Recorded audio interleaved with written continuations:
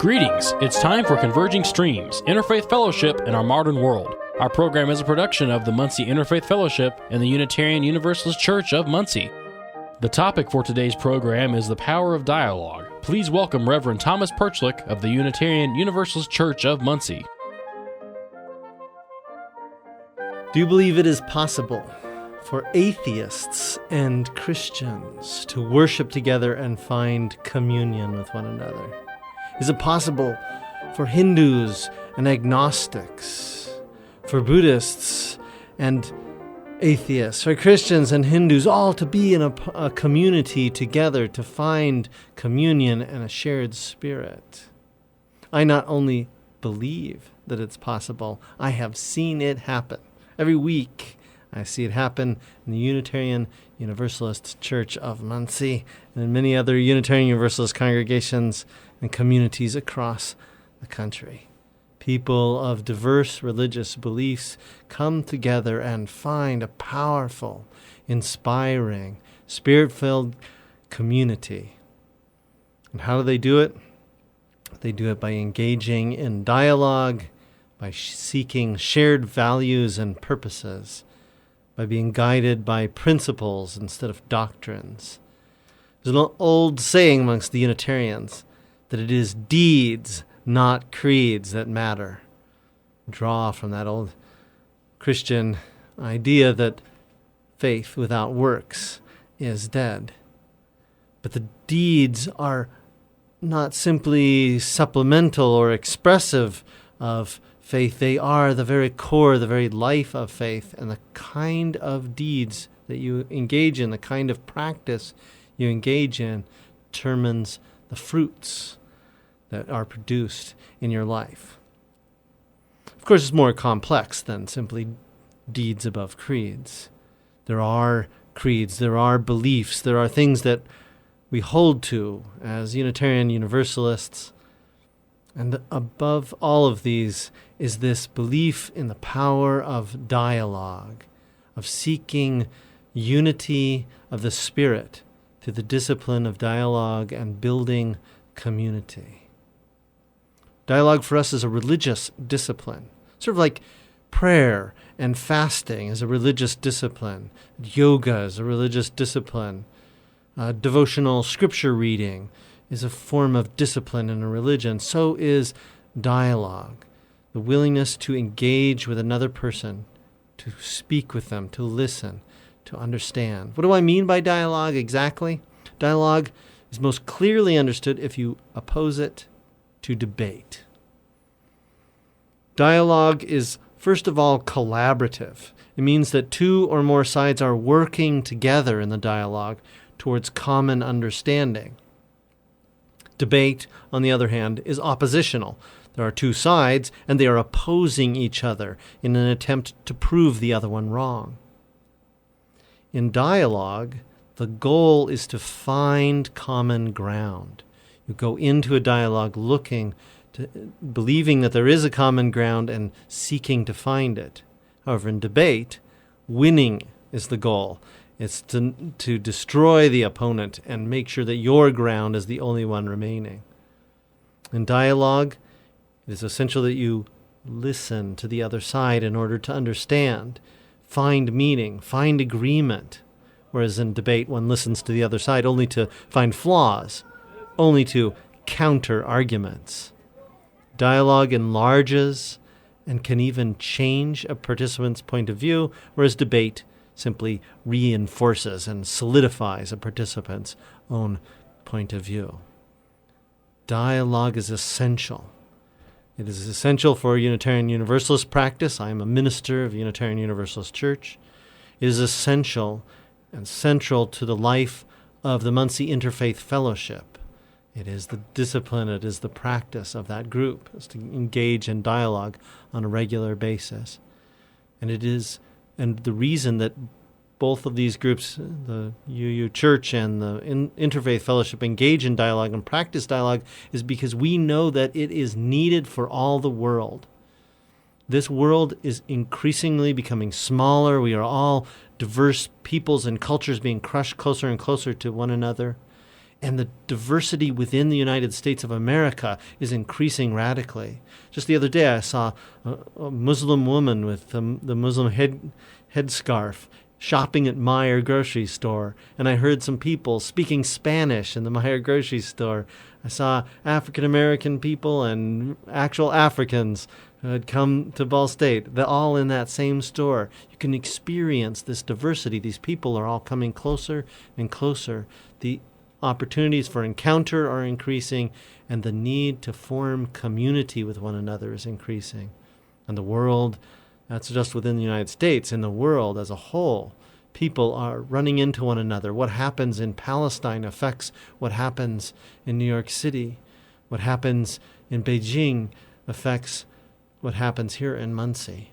We are all becoming woven together, and we have to get to know one another. We have to find common ground. We must build community, and there is no discipline greater, no spiritual gift greater than the ability of human beings to find common ground in dialogue.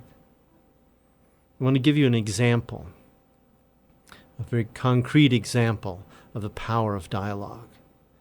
There's nothing in this country right now that's more divisive than the argument over abortion. If you have engaged in any unpleasant conversations about abortion, if you have simply listened to the news, you know how divisive this can be.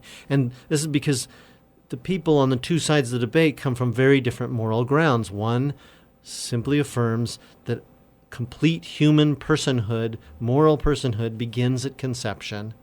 The other has a moral ground, a moral position that the personhood of a fetus is partially human and progressively human, growing towards birth. And even then, still, just even up until a few weeks before birth, there is a tension between the life of the mother and the life of that fetus. These two moral points of view can never be reconciled. You cannot find an easy common ground between the two of them. There are mutually exclusive arguments about where moral personhood begins. One is at birth, one is at conception. You can't simply come up with a weak compromise in the middle saying, oh, well, it's somewhere in the middle that we're going to decide that there's going to be a moral ground, because then each one has lost its own integrity. And I have seen people try to talk about abortion and simply be divided painfully over it. But in Lubbock, Texas, I knew of a group of women who came together across the abortion debate. And what they decided to do was not talk about abortion at all. They decided to not talk about anything that happened before the birth of a child. And they began to talk about what they hoped would come of winning the abortion debate. What kind of children would be produced? What kind of world would be produced? How kind of relationships between parents and children would be created as a result of their activities? And they found, seeking dialogue, seeking to discuss and share their personal views about children and nurturing children, that they were all on the same page, that they all believed exactly the same things, that they cared passionately about children, that they were heartbroken about the abuse and neglect that they saw of children in this world. And so they started to work together. They found common goals, shared goals, things they could work on. Neither one had changed their moral position about abortion at all. But they had changed the world because they had found community and communion with one another through the process of dialogue. The power that's within dialogue can help in very politically, morally divisive issues like this, and it can also bring us together across religious differences. And that is why it is a central practice of the Unitarian Universalist Church. For there we bring people, some who are atheists, others who are devoted Christians, some who are Hindu, some who are rather agnostic and vague in their religious point of view, and we share our experiences, we share our faith, we share our religious grounding, and we find common ground. We find a unity of spirit, an openness to creativity and to love in the world. No one compromises our faith. There are several rules that are essential for interreligious dialogue, especially religious dialogue. You should not come in to compromise your faith. If you come in as a Christian, you come in to strengthen and clarify and hold to the integrity of your faith. You do not want to, as I said with the abortion debate, come up with some weak or shallow agreement. Integrity is essential for dialogue. But there must not only be an integrity within yourself, but also a respect for the integrity of another person. You must believe that there are valid reasons, good human reasons that have guided them to be who they are. You need to respect that, value the strength of the other. You need to be open to at least learn and find common ground. You need to make sure, especially in a religious circumstance, that you not exploit the dialogue as an opportunity to convert the other, or you will shift back into the debating mode. It's to learn. It's to strengthen your own faith and to help the other grow in their faith. If conversion should come, it might be a blessed thing. But usually we find that it is a deeper form of communion and conversion and change that happens. Always in interfaith dialogue, we need to speak from a personal point of view, not speaking from the head, not speaking from orthodoxy or rules, but speaking from our experiences, first of all. Talk about cultural things rather than political perspectives is always most helpful. And finally, when comparing religions, one should compare the best of a religion to the best of another religion. It's very easy to find scum and terrorists and evil people within somebody else's religion and ignore the ones that are within your own. But there can be terrorists who call themselves Christians, just as there can be terrorists who call themselves Jews or Muslims or Buddhists or atheists. You must compare the best to the best or the worst to the worst if you are going to do any comparison.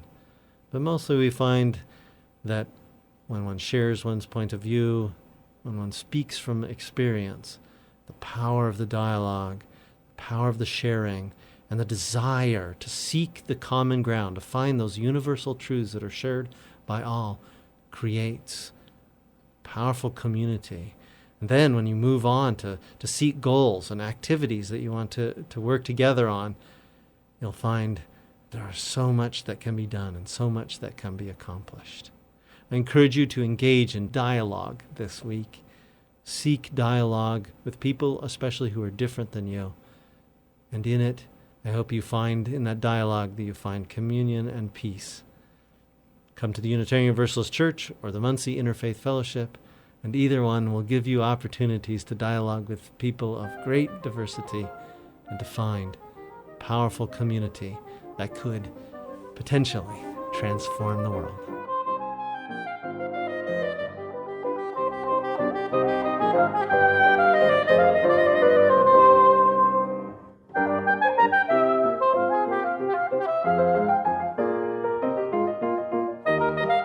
Thank you for listening to Converging Streams, Interfaith Fellowship in Our Modern World.